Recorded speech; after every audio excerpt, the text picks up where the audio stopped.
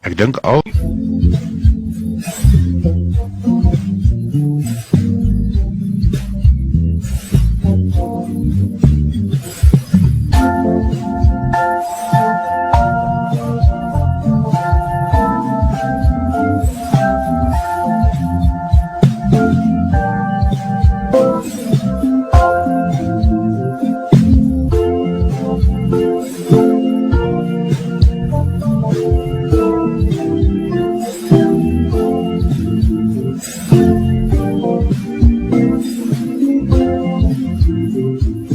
die ou mense sal weet, maar ek wonder of die jonges altyd weet, teen wie was Dawid beroemd voordat hy geveg het. Dawid het geveg teen 'n groot man, 3 meter lang, 3 meter.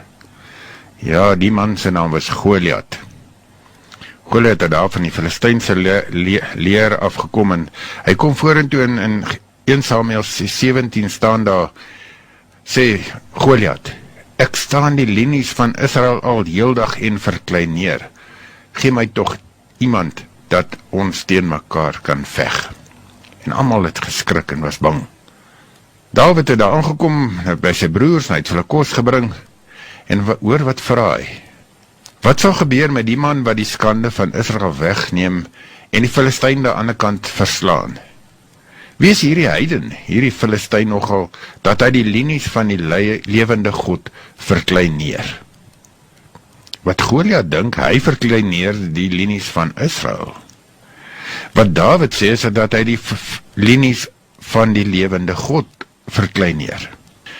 En dan gaan die storie so dat hy by die koning kom en Saul sê vir hom, jy kan nie teen die man veg nie, en hy sê, ek kan, want hy sê, as ek die kleinvee van my pa oppas, en daar kom 'n leeu of 'n beer, en dra 'n lam weg uit die kudde, gaan ek agter hom aan, en slaan hom dood, en red die lam uit sy bek.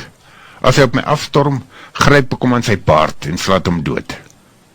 Ek het die leeu en ook die beer doodgeslaan, en hierdie heiden, hierdie Filistyn, sal soos hulle word, want hy het die linies van die lewende God verklein neer.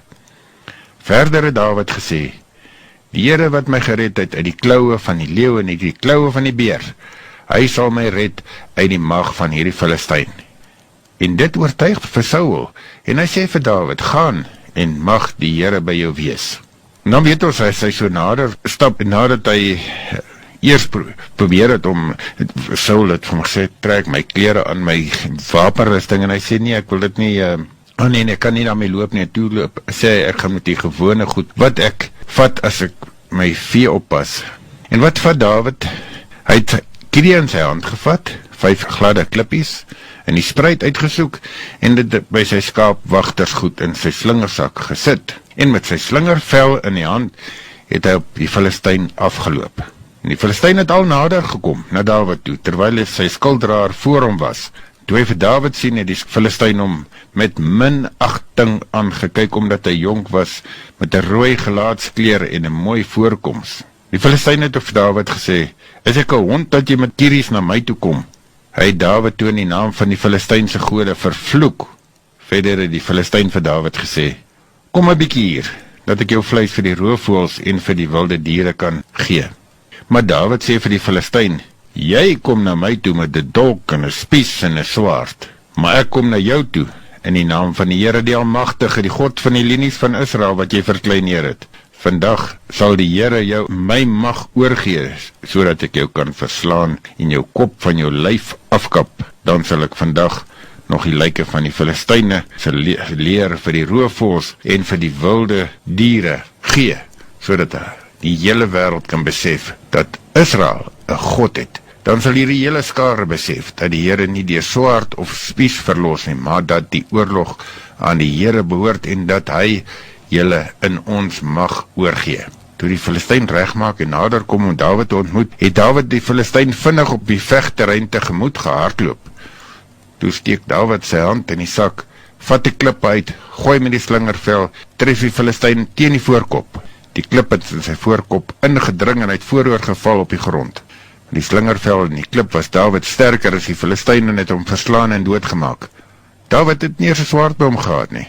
Dawid het toe gehardloop by die Filistyn gaan slaan, sy swaard gevat, dit uit die skede getrek en hom van kant gemaak. Hy het sy kop daarmee afgekap.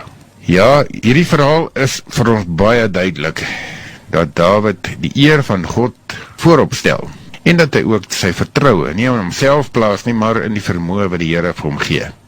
En dat hy besef dat iemand wat die Here verkleineer, teen die Here is.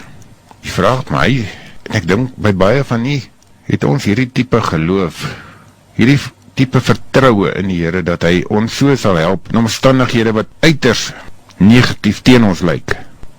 Ons dink miskien vandag aan ons omstandighede in die wêreld, of in die land, of in die omgewing, al die ander probleme. Is die God wat Dawid gered het, nog vandag, ons God, wat ons aanvaar as die een wat Dawid sê sterker is as die Filistyn, hierdie God, aan wie die oorlog behoort. Al wat ons moet doen, is om die wil van die Here te doen, om die eer van die Here te beskerm. Ja, die vraag is of ons nog 'n Dawid en Goliat het, is in ons hart, in ons lewe.